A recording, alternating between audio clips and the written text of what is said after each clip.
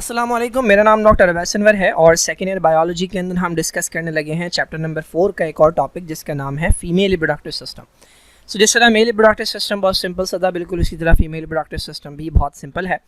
तो पहले थोड़ा सा ओवरव्यू देख लेते हैं। जिस तरह मेल रिप्रोडक्टिव सिस्टम के अंदर सबसे पहले गोनैड्स थे। गोनैड्स का मतलब रिप्रोडक्टिव ग्लैंड्स, उन्हें हमने कहा था टेस्टिस। फीमेल के पास भी गोनैड्स होते हैं जिन्हें हम नाम देते हैं ओवरीज का।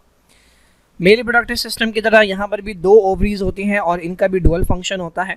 एक इनका एक्सोक्राइन फंक्शन होता है, that is to produce ovum या एग प्रोड्यूस करना। और दोनों ओवरीज हर महीने साथ काम नहीं करती, बल्कि एक महीना एक ओवरी काम करती है और अगले महीना दूसरा ओवरी काम करती है। तो यूजुअली एक एग प्रोड्यूस होता है।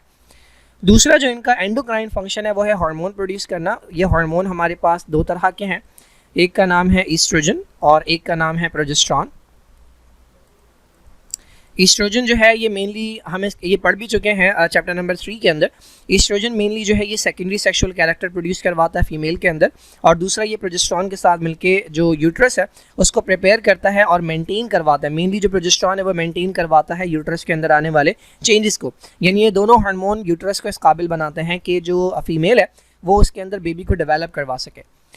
ओवरीज जो हैं ये रिप्रोडक्टिव ग्लैंड्स हैं, ये गोनैड्स हैं। इनके बाद जिस तरह से टेस्टिस के बाद एक अदर ट्यूब थी जिसे एपिडिडाइमिस कह रहे थे, बिल्कुल उसी तरह ओवरीज के बाद भी एक अदर ट्यूब्स होते हैं। अच्छा, ये ट्यूब वो हैं कि जिनका मेन काम ट्रांसफ़र करना है। इन्हें हम कहते हैं ओविडक्ट्स या इन्हें नाम दिया जाता है फैलोपियन ट्यूब्स का।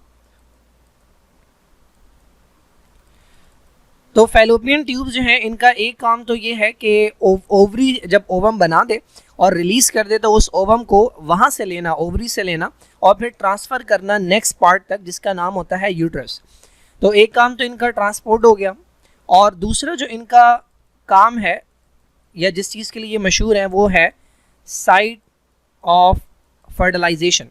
फर्टिलाइजेशन कहते हैं स्पर्म और ओवम के मिलने को। स्पर्म जो है वो आ रहे हैं फीमेल की बॉडी के अंदर और ओवम जो है वो आ रहा है ओवरी से। तो ये जो दोनों मिलते हैं, मेनली ये दोनों मिलते हैं इस एरिया के अंदर जिसे आप नाम देते हैं ओविडक्ट का, या जिसे फैलोपियन ट्यूब कहते हैं। ये वो एरिया है, ये वो स्ट्रक्चर है कि जहाँ पर स्पर्म और ओवम फ्यूज़ होते हैं और जाइगोट फॉर्मेशन होती है। तो इसे हम साइट ऑफ फर्टिलाइजेशन भी कहते हैं। थर्ड स्ट्रक्चर जो है हमारे पास ह्यूमन फीमेल रिप्रोडक्टिव सिस्टम में वो है यूट्रस।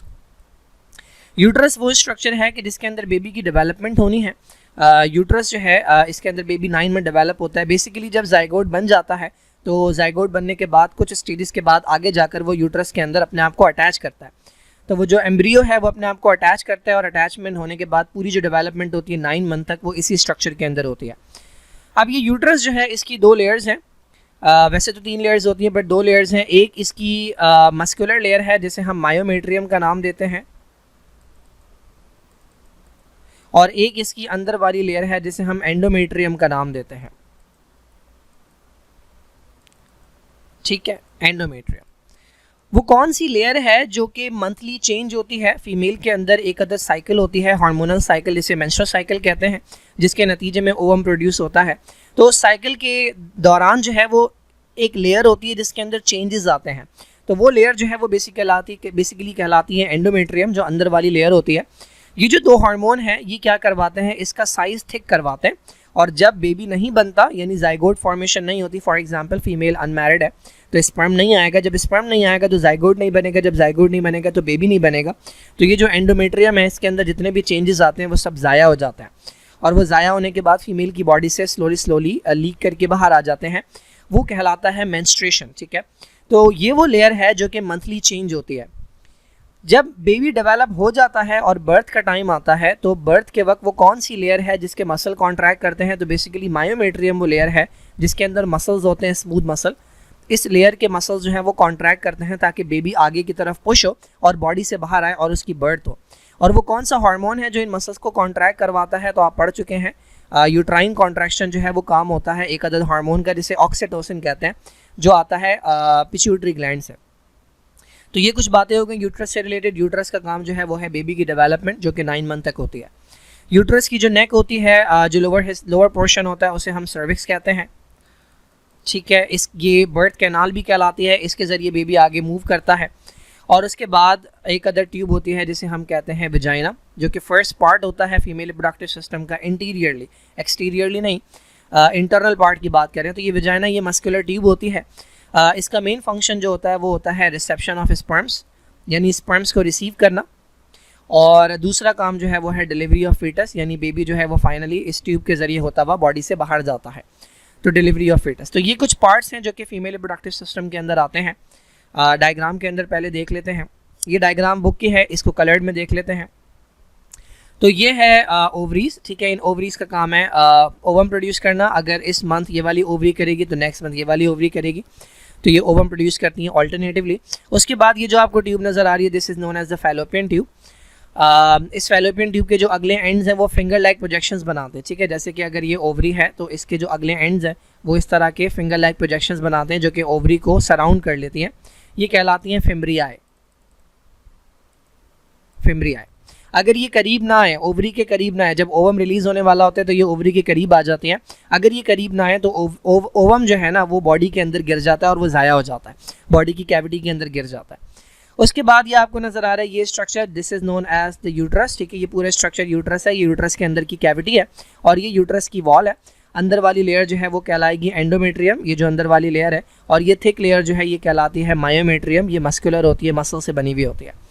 ये जो लोअर पोर्शन है ये कहलाता है सर्विक्स, और सर्विक्स के बाद ये जो आपको मस्कुलर ट्यूब नज़र आ रही है, this is known as vagina.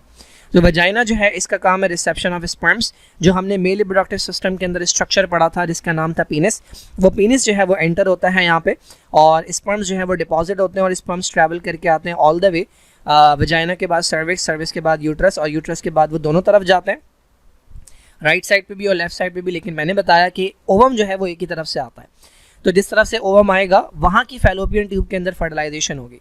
ये मूव करता हुआ आएगा स्पर्म यहाँ पे, ओवम यहाँ से आएगा यहाँ पे, और यहाँ कहीं पर जो है वो फर्टिलाइजेशन होती है, यानी ये दोनों मिलते हैं और इसके नतीजे में जाइगोट बनता है। ठीक है जी, इस डायग्राम के अंदर देख लेते हैं। तो ये जो ट्यूब है दिस इज़ दी वजाइना, ये वजाइना है। वजाइना के बाद ये जो नेक है इसकी ये कहलाती है सर्विक्स, यूट्रस की।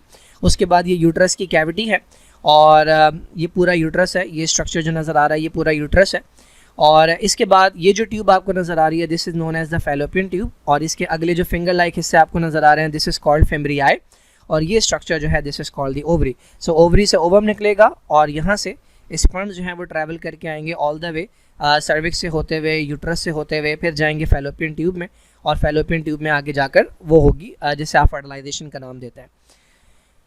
इससे आगे की तरफ अगर आप देखें ये फीमेल की बॉडी है, इससे आगे की तरफ एंटीरियर साइड के ऊपर ये ब्लैडर नज़र आ रहा है और ये यूरिथ्रा है, ठीक है। तो ये अलग पैसेज है, मेल के अंदर कॉमन पैसेज था, फीमेल के अंदर अलग पैसेज है। और पीछे की तरफ अगर आप देखें तो ये एनस है और ये रेक्टम है, इसके जरिए जो है वो वेस्ट पार्टिकल्स जाते हैं। ये बीच वाली जो ओपनिंग है ये वजाइना है, और ये जो एंटीरियर ओपनिंग है इसे हम कहते हैं यूरिथ्रा।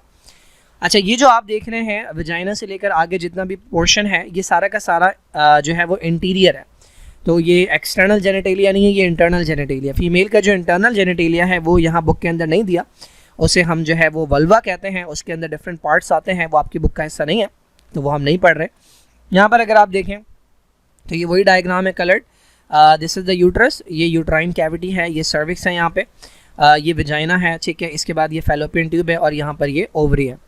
इस डायग्राम के अंदर अगर आप देखें तो दिस इज़ द यूट्रस, ठीक है। यूट्रस के नीचे ये सर्विक्स है और सर्विक्स के बाद ये जो ट्यूब है ये वजाइना है, ये फैलोपियन ट्यूब जा रही है दोनों तरफ, and this is the ovary. So these are the reproductive organs.